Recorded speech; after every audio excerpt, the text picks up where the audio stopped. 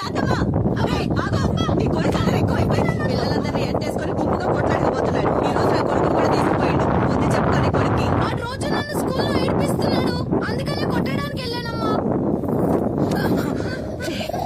గుంపు కట్టుకుని పోయావా